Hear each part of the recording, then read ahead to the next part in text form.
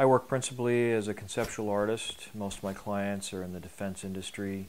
I occasionally work directly for the military, but most of the time I work for civilian corporations that are defense contractors. They build weapon systems and things for the military.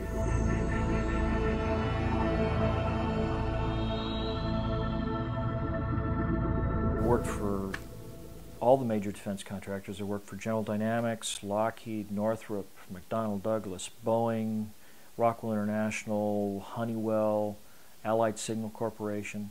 And it was a very enjoyable, very lucrative business. And one night before I was going to go to bed, took the dog out, to go to the bathroom and stuff. And it was in March or February of '67. And I saw this light moving across the sky, and then it just kind of stopped, and there wasn't any noise. And then in fact, it was hovering directly over the facility where they kept the nuclear weapons, the storage facility near the alert hangars at Westover Air Force Base. And it started to move off, and it moved off slowly and kind of wandered around the sky, and then all of a sudden just poof, it was gone, like it had been fired out of a gun. It was just out of sight in just a second or two. And what he did was he apparently acquired a high voltage power source, DC, direct current power source, and he took a couple of 1/4 inch thick copper plates about 1 foot in diameter with a lead coming out of the middle of each one at the top and the bottom, and he basically embedded them in a type of plastic resin like polycarbonate or plexiglass or some other kind of clear resin, where you could see the plates and you could see the material. Apparently did everything he could to get all the little air bubbles and stuff out of there so there wouldn't be any pathways for the electricity to break down the material and arc through there. And the experiment was to see how much voltage you could put on this capacitor. This is a plate capacitor in this arrangement. How much voltage can you put on this thing before the insulating material begins to just break down? Well, according to Roger, he got up to about 1,000,000 volts and the thing would begin to float.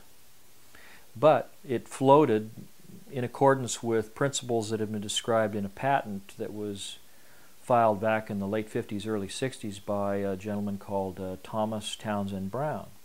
He and another individual by the name of Dr. Beefield, he had been a student of this Dr. Beefield, and this effect became known as the Beefield-Brown effect. Well, he apparently duplicated the experiments done by Beefield and Brown, but the one aspect that they found about this arrangement was that the levitation would always occur, or movement would occur, in the direction of the positively charged plate.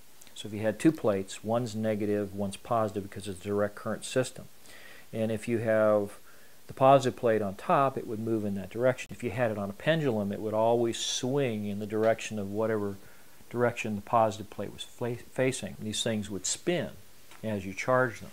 I got a call from a kid that I had known at Art Center, a fellow by the name of Brad Sorensen. Ultimately wound up acquiring most of the clientele for this particular agency. In the process, had developed a sort of a business practice where he would create products, conceptual designs, and products for different clients. And the way he structured his business, he would set it up so that if he came up with some new and novel design, something that was patentable, the client would pay to have the patent secured, and then he would agree, if the patent was in his name, he would agree to license it exclusively to them and no one else. So he got his clients to pay for all his patents, and then he had all these royalties coming in, and he was a millionaire before 30. And this is Brad Sorensen coming back to me, 8 years after school, and we're talking again. He's telling me all these interesting stories. And so there was an air show that was coming up out at Norton Air Force Base, which used to be an active Air Force base right on the eastern fringe of San Bernardino in Southern California. It's about 50 to 70 miles outside of Los Angeles, due east of Los Angeles, right along, or just north of Interstate 10. Well, it turned out the last minute the magazine Popular Science came back again and said that they had some really crazy deadline for another illustration. They wanted to know if I could do it over the weekend, have it finished by the following Monday or Tuesday. So I had to beg off on this air show. But Brad had already made arrangements to go by himself, and he was going to meet me there, but he was going to bring one of his clients with him. And it turned out that this client was a tall, thin, white-haired man with glasses with an Italian-sounding last name, and was already a millionaire in his own. He was in civilian life again after having been either a Secretary of Defense or an Undersecretary of Defense. But Brad wanted me to meet this gentleman, and apparently right about the time that the Air Force Flying Demonstration Team, the Thunderbirds, were planning to begin their show, this gentleman that Brad was with said, "Follow me," and they go walking down to the other end of the airfield away from where the crowds were to this huge hangar. It's at Norton Air Force Base. I don't remember the building number, but it's got to be one of the largest hangars in the Air Force inventory. In fact, on the base it was called the Big Hangar. So this gentleman took Brad down there, and there was a cordon of military police around the hangar, and he walked up to one and he said, you know, "What do you want?" And he says, "I'm here to talk to the guy who's running the show." And so the guard goes in, and out comes the same guard with a gentleman in a three-piece suit who immediately recognizes this fellow that Brad is with, this fellow who I speculate was probably Frank Carl. They go inside, and immediately after getting inside the door, this fellow apparently passes Brad off as his aide to this fellow who's managing this exhibit that's going on inside this hangar. And this exhibit is for some of the local politicians who are secured for or cleared for high security information, and some of the local military officials. Now, it just so happens that at that very same time, I had a really good relationship with the Air Force Art Program and the Public Affairs Office for the Air Force in Los Angeles. It's Hornung. I believe he's retired now in Florida somewhere. I think he was probably about 5'5". He sort of met the minimum standards to get into the military because of his height, but very nice fellow. And I believe that he was probably the individual who did a lot of interfacing with the services to make this show happen, along with the assistance of, at that time, Congressman George E. Brown, Jr., who at the time was the chairman of the Congressional Committee on Space, Science, and Advanced Technology. So you see all these things coming together, and then when you hear what Brad described in the hangar, you start to understand why it was so significant. So don't talk to anybody, don't ask any questions, just keep your mouth shut, smile and nod, but don't say anything. We're going to get out of here as soon as we can. So in the process, the host or the person running the show was very engaging to or with the gentleman that Brad was with, and so they bring them in and they're showing them everything. There was the losing prototype from the B-2 stealth bomber competition. They also had what was called the Lockheed Pulsar, nicknamed the Aurora, and it was described as being a large, sort of a flattened out football shape, all black, all covered with tiles, very much like the space shuttle. Had 3 landing gear, had two large main gear underneath the aircraft, 2 tires on each side, and a long spindly sort of nose gear under the nose, very long.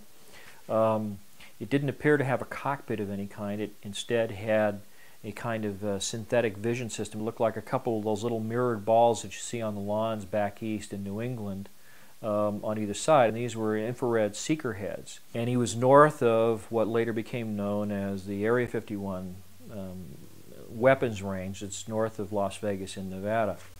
Said that he came out of the clouds middle of the afternoon, and below him and to his left was this black diamond-shaped aircraft, flattened football shape.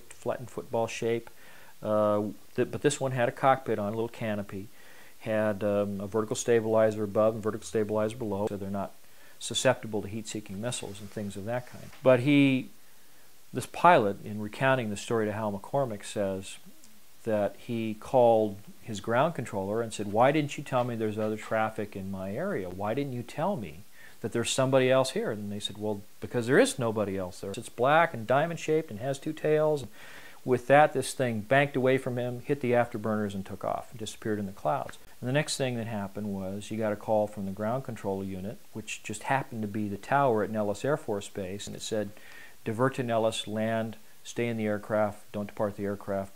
Someone will meet you there." The plane waited until some MPs came out, and they took him out of the plane, handcuffed him, put him in the plane, and then they spent several days talking to him about the aircraft that he did not see. And so this all kind of came full circle for me. But the thing that Brad said when he described this Aurora-type aircraft in this hangar, along with these other unusual vehicles, was that it employed a very unusual kind of technology, that it had two propulsion systems, not just one, that there were engines inside the fuselage of the aircraft that had trap doors that would open up so that it could fly using these internal engines, and then when it would get up to, say, 2.5 or 3 times the speed of sound, where the air coming over the top of this aircraft is compressed and superheated and really, really hot, forming the shock wave coming off this aircraft, that they had a way of closing all of these exhaust chutes and these inlets for these I guess there were 4 engines inside the aircraft. And there was an external type of pulse detonation engine that would operate, and there was a kind of shallow ridge that ran laterally across the belly and the backbone of the aircraft at the widest part. There were no wings and no tails on this aircraft. I mean, if it flew this way, they would point towards the back.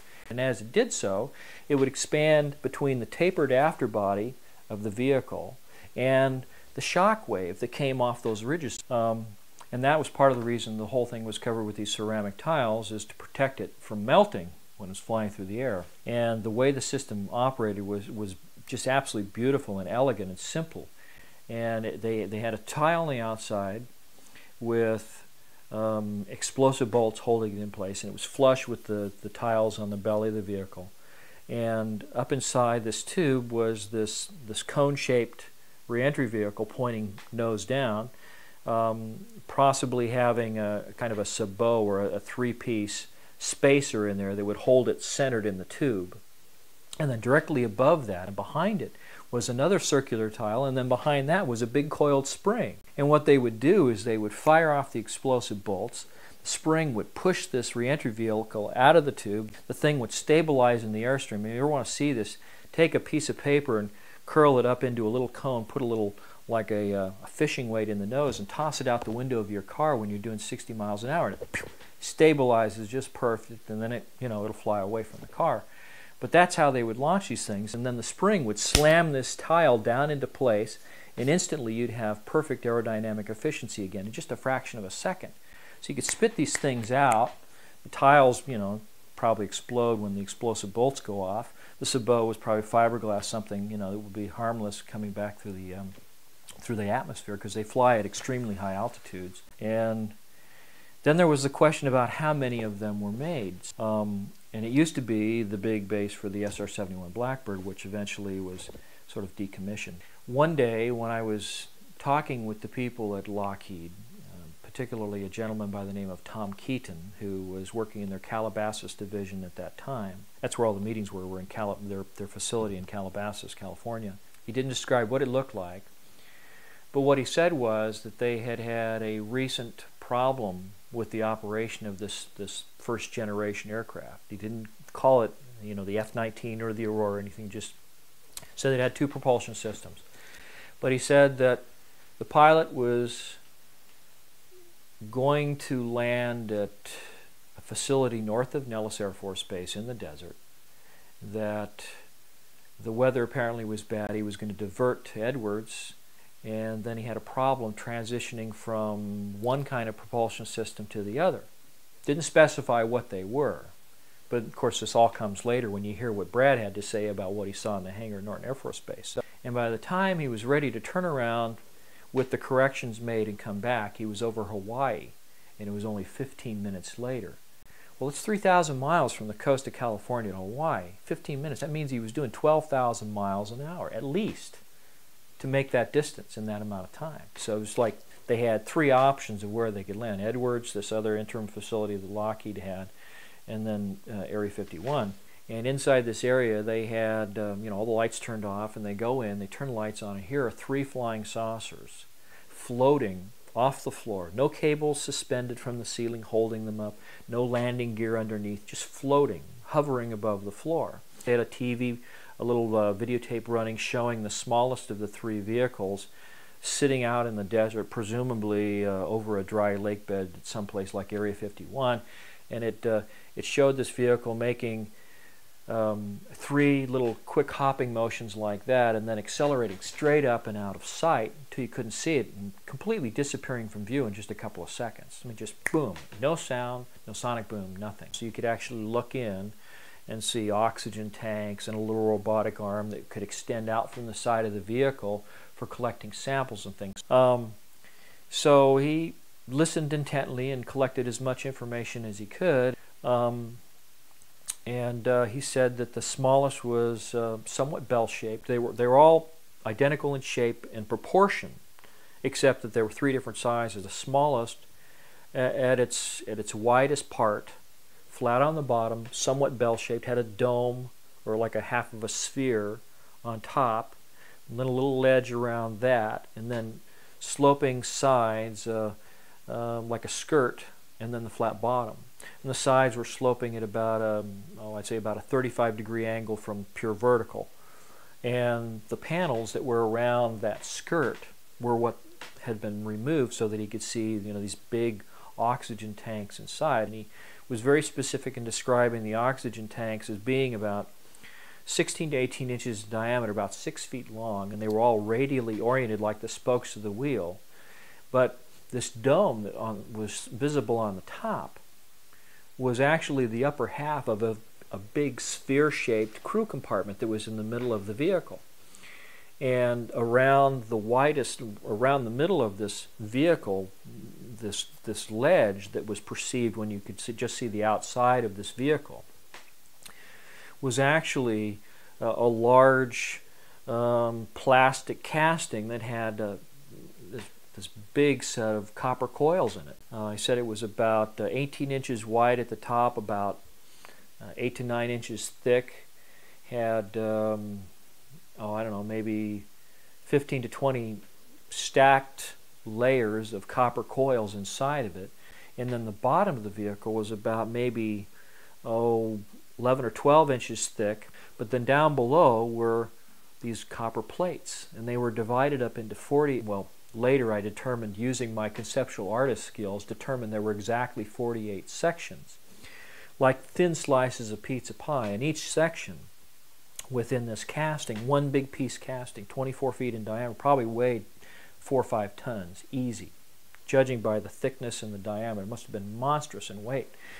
Full of half-inch thick copper plates. Each of the 48 sections had 8 copper plates. The plates were half an inch thick, and then the spacing in between them was like 125% the thickness of the plate. So the half-inch thick plates, 3/4 of an inch of this dielectric material in between, this insulating material. So here we are back to the plate capacitors again, and the prospect of someone finding a way to use the B-field-Brown effect, this levitation effect where you charge a capacitor, it lifts towards the positive plates. Now when you got 8 plates stacked up in there, they alternate. It goes negative, positive, negative, positive, negative, 4 times. So you ultimately wind up with the positive plates always being above a set of negative plates, as you go up. The interesting thing about it was the outer edge of this disc that supported the capacitor. It was milled off at the same 35-degree angle as the rest of the vehicle, as was the edge of this ring that supported the coils. On the inside of the crew compartment was a big column that ran down through the middle, and there were 4 ejection seats mounted back to back on the upper half of this column, and then right in the middle of the column was a large, like a flywheel of some kind. This anti-gravity propulsion system. This synthetic vision system uses the same kind of technology as the gun slaving system that they have in the Apache helicopter, except in this case you have 2 cameras, and it picks any pair of the cameras in that pattern of 6 that are around the circumference, including the one on the top. Whichever pair most closely matches the orientation of the pilot's head. So if he wants to look behind him, he can pick a view in that direction. The cameras slew in pairs, and he has a little screen in front of his helmet, and it gives him an alternating view. He has like a little set of glasses that he wears, and in fact you can actually buy a 3D viewing system for your video camera now that does this same thing. And what it does is it uses a beam splitter which sends part of light one way and then part of it at a right angle and offsets it by about 6 inches. And at the same time the cameras are projecting right view, left view, right view, left view, but they're doing it at like 30 frames a second. Well, it's probably because the voltages that we're talking about used in this system, similar to the experiments that were done by Mark Stambo, are probably something between, say, 500,000 and 1,000,000 volts of electricity. Brad said a couple things about this system. He said there were 3 vehicles. The first one, the smallest one, the one was partially taken apart, the one that was shown in the video that was running in this hangar, November 12, 1988 at Norton Air Force Base, was about 24 feet in diameter at its widest part, right at the base of that flange. The next biggest one was 60 feet in diameter at the base. And based on the calculations that I did, it's a shame that we don't have the material that I sent to Leslie Kane, because I had one of Brad's original quick little drawings that he did for me to show me what it was he saw. And then based on all the dimensions and everything that he gave me, I went home and plotted it all out, figured out all the sizes, the angles, and everything. And when I was done, I came up with this particular illustration right here. You can see the 4 ejection seats. Actually, there are 2 facing us, but there are also 2 that are sort of facing away from us on the other side of that central column. You can see the oxygen tanks down here in the corner that actually go all the way around the inside of the skirt. And then let's see here, right in this area here is the large flywheel type mechanism that's right at the center of this device. And then around the circumference here you can see this ring that, okay, you can see the ring that's basically the coils. You take a large diameter coil with a few heavy large diameter windings of copper coil. It's like a big, like a donut shaped coil, or a toroidal coil is what it's called, a toroid, like a donut. And you say have maybe 100 windings in this coil, and then in the middle of that coil you have a column with several hundred windings, maybe a much finer wire.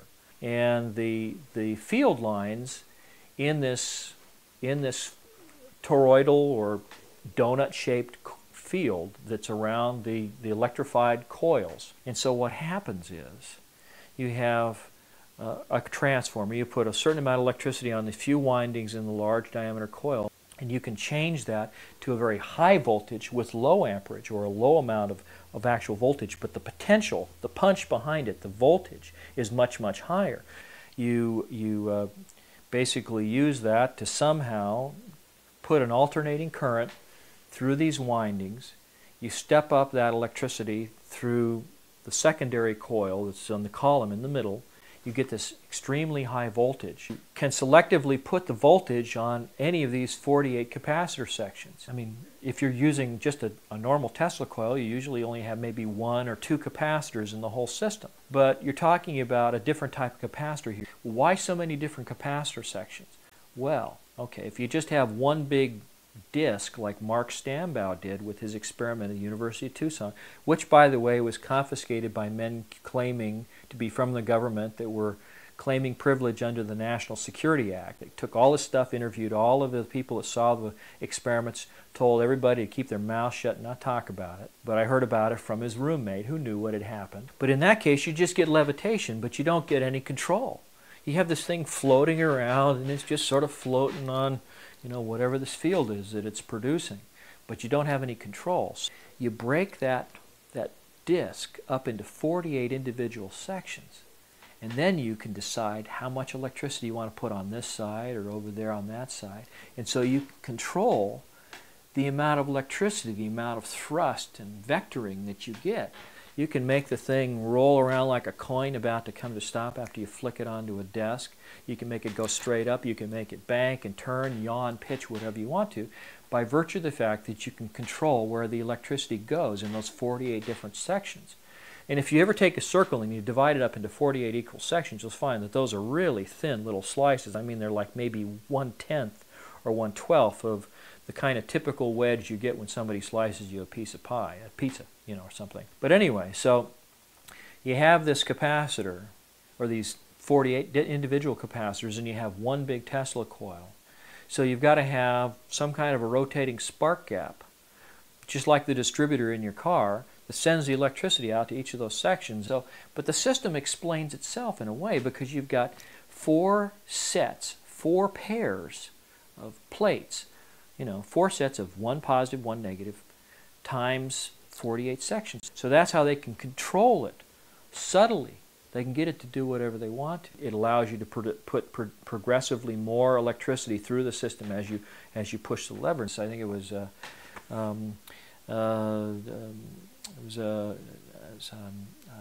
Dr. Morey did experiments with different kinds of energy, something that may have been scalar energy up in Utah back in the 20s or the 30s, I believe it was.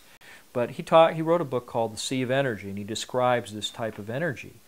And Brad said that when this thing was moving around, that the system wasn't energized to its full strength, and so components inside of the ship were still subject to some influence by gravity. He says as it would start to list in one direction, that bowl, because of the influence of gravity, would swing in the same direction. As it started to tilt, it would slide over, and it would power up the system on that side, and it would bring it back to a righted position, all by itself, completely unmanned. It would sit there and it would correct itself just while it was sitting there. Well, not too long ago, about 2 years ago, I came across an article in, I think it was NASA's publication called Tech Briefs, and they had developed a whole computerized network of sensors and systems and computers.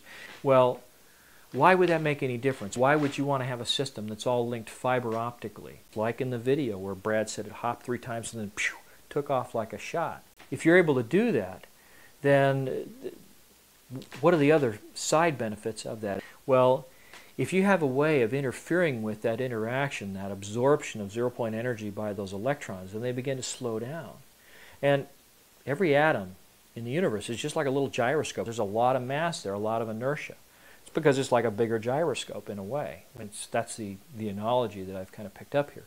One of the things that Einstein said was that you could never accelerate anything up to and past the speed of light, because if you did so, you would have to have all the energy in the universe, because as you accelerate through space, mass increases. And one of the old films showing this concept shows a train going faster and faster towards the speed of light, but the train keeps getting bigger and bigger and longer until the engine just can't pull it, so it can't ever pass the speed of light. And at the same time is providing additional power to the capacitor section, this whole electrical system that's going on in the vehicle that's running. What happens is that as you go faster, as you accelerate, all of that added energy, which would keep those electrons spinning faster and faster and increasing the mass like Einstein described, that same energy would be converted into thrust. But it's not allowed, it's not being channeled in a way that allows it to interact with the atomic structure of the vehicle and make it get heavier and more massive, have more inertia. So in effect, the faster you go, the easier it becomes to go up to and exceed the speed of light. Oh, by the way, and the largest of three vehicles was about 120 to 130 feet in diameter. I mean, that's massive when you think about it. It's just huge. There is a scientist in Utah by the name of Maury B. King. He's written a book called Tapping the Zero-Point Energy, and what he maintains is that this energy is embedded in space-time all around us. I think it was, I don't know, was it James? That's how much energy is sitting there waiting to be tapped. Now, one of the things that Maury B. King said was that the best way to tap that energy is by driving it out of equilibrium. It's just like a bunch of cigarette smoke in a box. But if you somehow send a shock wave through it, you can get a force. You can get ripples through it. And then if you have a way of collecting that energy at the other end, you have a way of tapping into it and using it. This is something that was discovered years ago. It was probably just before the turn of the century, before 1899 to 1900. And it was described as an experiment where a scientist took a couple of heavy steel plates, suspended them on tracks with the faces parallel. And his thinking was that if there's this omnidirectional, omnipresent force that's all around us, it's acting on us from all sides, we can't feel anything because it's in equilibrium. But if you create an environment where it becomes channeled in a way, you put two big pieces of steel together like this where the faces become closer and closer, that energy can't get into that little gap in between, but it's pushing on the outer surfaces from all directions. You get those two plates close enough together, and they slam together very, very hard, and they release all kinds of heat in the process. Now, there are a number of scientists that said, well, if you could have some kind of a foliated charge collector that had all these plates stacked up, just a few millimeters apart, and get them all to slam together at the same time, you could somehow tap that energy. But apparently, this system here, this alien reproduction vehicle, this flux liner, has a way of doing that somehow electronically. The real big ones they used to have back in the 40s. There is this vacuum chamber with mercury vapor in it. Now, mercury vapor, metallic mercury, when it becomes a vapor, is what they call a noble gas. It will conduct electricity, but it produces all kinds of ionic effects. These little molecules of mercury become charged in unusual ways, and if you fire a tremendous amount of electricity through mercury vapor that's in a partial vacuum, there's something special, something unusual that happens in that process. Now, the other thing that I believe happens here is that as this system begins to tap into this zero-point energy and is drawing it away from the local environment, the whole craft becomes lighter in weight. It becomes partially mass-canceled, if you will, which is one of the reasons why just a little bit of energy on the capacitors can shoot it all over the place. Now, I talked about this article in Tech Briefs where they were developing a whole system that was all linked by fiber optics. It allows you to evaluate and control computers and different systems. So you get dramatic efficiency, just like the whole thing was dunked into liquid nitrogen or made out of pure silver or pure gold, which at certain temperatures are perfect conductors. You have all these fields being induced, and one of the things that happens is that because these fields around that main coil they have the field lines that are radially oriented, just like the capacitors in the bottom of the craft. I believe that what happens is you wind up on a very microscopic scale. You wind up with the same thing that you have in that little toy I described earlier, the Newton's cradle, where the little ball bearings go back and forth, except in this case, you've got all this electrical potential, all these electrons that are sitting in the capacitor sections. And those electrons are all lining up on the field lines. They're just like a bunch of soldiers standing there getting ready to march off to war. And so it becomes lighter and it can be accelerated at incredible speed. I described this thing to people that I met, and I went to an air show at Edwards Air Force Base, but he'd write home and he'd tell all these stories about how there were UFOs flying all over the Persian Gulf at night, over the Gulf. They'd see these things zipping around the sky. And he nodded his head and smiled a big wry grin, and he winked and he kind of said, "Yeah, I know what you're talking about." And I said, "Well, how do you know what I'm talking? How do you know what I'm talking about?" And he says, "Well, because I've seen one." And I said, and at that point, I keyed in on something that John Eppolito of Intervision had told me about something in a hangar, something that someone had seen in a hangar. And then I remembered something that a young lady who claims to be a UFO abductee, she said she'd met a young lady who was in the Air Force, worked at Edwards Air Force Base. Her husband was a security guy that worked at North Base, which is a facility where they keep all these classified aircraft. And during the Christmas break one year, she said that they were all bored and lonely, so he invited her out to North Base in the middle of the night, and he took her around and he showed her all these classified aircraft in these hangars, and one of them was a flying saucer. And what did it look like? It was flat on the bottom, had sloped sides, has a dome on the top with the little plastic bubbles with the synthetic vision system, the whole bit. So I said to Kent, when I'm meeting him at this air show at Edwards in '92, I said, well, was it flat on the bottom and had sloping sides and a dome on the top and little bubbles, you know, little camera things? So I took out a little piece of paper, drew a sketch. I said, well, where? When? How do you know? When did you see it? He said, I worked on Bill Scott's plane when he was a test pilot. And he says, one night my ship supervisor said to me, you know, go out to North Base. They've got a power unit out there, a ground power unit for an aircraft that's leaking or failed or something. So we need to take a tow vehicle out there, go out, pick it up, bring it back, drop it off at the repair depot. He says, then you can go for the night because we finished all our other work. Well, instead of going around the big perimeter road that goes up to the main entrance of North Base, what this young man did, what Conceptual did in 1973, one of the same years I was in the Air Force, well, instead what happened is he comes up off the dry lake bed, rolls right up on the tarmac, and is going down these rows of hangars. They're all Quonset-style hangars back then. And he stops in front of the first one with the doors cracked, expecting to find this defective ground power unit. But so it starts coming full circle. And I heard footsteps running up to me. Before I could even turn around and look, he says there was a machine gun barrel at my throat. And he says, a gruff voice says, close your eyes and get on the ground or we're going to blow your head off. And while they did, they told him things about this vehicle that my buddy Brad didn't even know, just from what he could see, you know, standing in that exhibit with his eyes closed, you know, with his eyes open, not saying anything. Well, Kent Sellen tells me that the upper and the lower sections of the crew compartment, they're made out of what's called a pultruded sphere, but at the same time they set it up so the top and the bottom halves can be split, and they mold a little flange all the way around on each of those, and that flange is what holds the primary windings of the Tesla coil together. And he said that one of the things that they designed into the system was that if the pilots of this thing were at high altitude and they had to eject, there's all this ionized air around the craft that could fry these pilots when they went to eject, so they couldn't just pop out of there. He said that they had a series of explosive bolts around the upper and the lower halves of the sphere. It's this big 9-foot diameter flywheel in the smallest version of the craft. So it'd come off, and of course the charge would start to dissipate as this thing flew away. And Brad had said that all the components in the system were all off-the-shelf components, things that you could find, right in the inventory. But they have their own oxygen supply. It's obvious that these things are capable of space travel.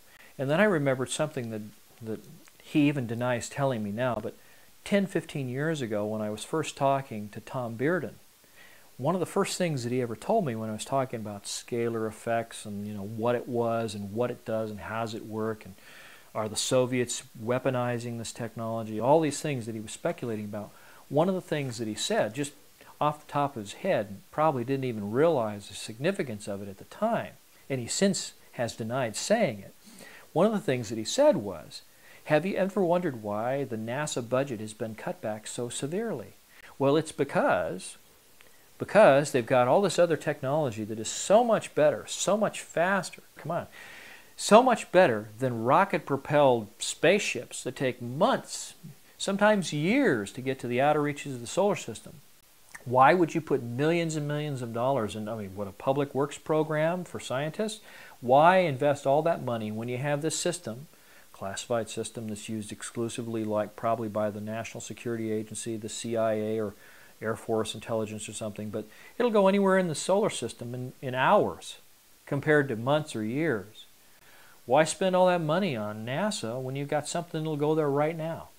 Right now. So when people speculate that there may be a manned base on the backside of the moon or there might be bases on Mars, I can tell you that I am almost positive that that's true. In fact, I am positive that it's true. He says, I work at the B-2 bomber facility out at Plant 42 in Palmdale in Lancaster. And so I've had a tour of that through the Air Force Public Affairs Office. He says, well, then you also probably know that catty corner across from the big production facility for the B-2 bomber. Down at the southwest corner of the field is the Lockheed Skunk Works, that huge complex down there. I said, yeah, I know exactly where that is. He says, I was outside about 10:30 at night because I worked a late shift. And he said, smoking a cigarette. And he said, I noticed that the sheriff's deputies were blocking off all of the streets surrounding Plant 42. But the sheriff's deputies confirmed that, in fact, when any time there's a classified aircraft that's coming into land or is departing from Plant 42, they block off civilian traffic and all the surrounding streets so they don't see any of the classified stuff. So he says, I noticed all the streets being blocked off. He says, I can see the red and blue lights around the perimeter of the base. And he said then I noticed that all of these big mercury vapor lamps that are around the edge of the roof for the Lockheed Skunk Works all are extinguished. And he said the big bypass doors in front of this huge hangar, it must be like between 250,000 and 500,000 square feet. It's a mammoth hangar, probably 12-story tall ceilings, just huge building. The doors are open, and sitting out in front of this hangar is this circular formation of these vehicles. They're like these little, it's like a little tractor with a turret on it, but the baskets are all up in the air, and strung from each one of them in this big circle is this big black curtain that comes down, and there's sort of a rope that ties them all together, and they're in a circle. And he said that that particular night was a very smoggy summer evening in 1992, and he said in Palmdale it gets so smoggy up there that the city lights make the sky glow a sort of a dull orange. And he said, I looked up above this circle of vehicle, and up above them at about 500 feet was this big black lens-shaped flying saucer just sitting there above the vehicles. And out of the midst of this group of vehicles, a man comes out with a big blue-green handheld flashlight, shines it up. He said there are 3 blue-green lights underneath the vehicle, and they flash at him 3 times. And then this thing lowers down into this cluster of vehicles. The arms all extend out over the center, cover it all up, and then they all trundle into the hangar. The doors close. Well, he said he smoked a lot of cigarettes for the next week after that, waiting to see something else. And a week later, his patience was rewarded. And he said that the whole process reversed itself. He says the lights go out, the doors open, this cluster of vehicles come out, the arms all stand up like this.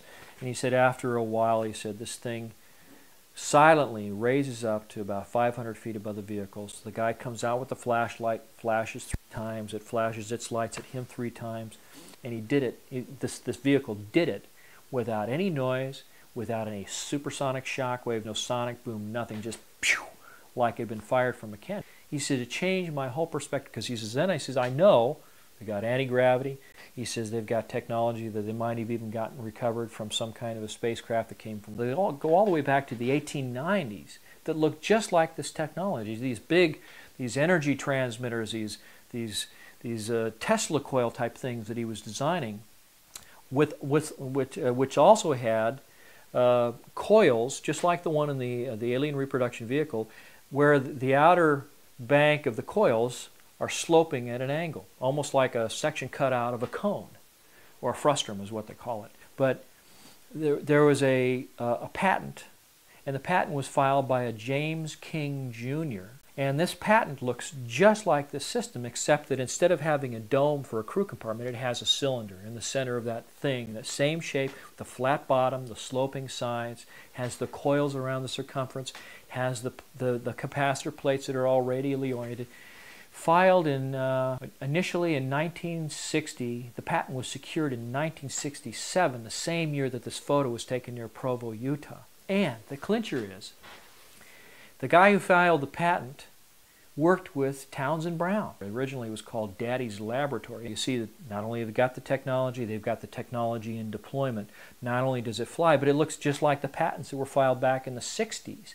The same year that photos were taken near Area 51, between Area 51 and Provo, Utah, by a military pilot, and it shows all the same features, shows all the same shapes.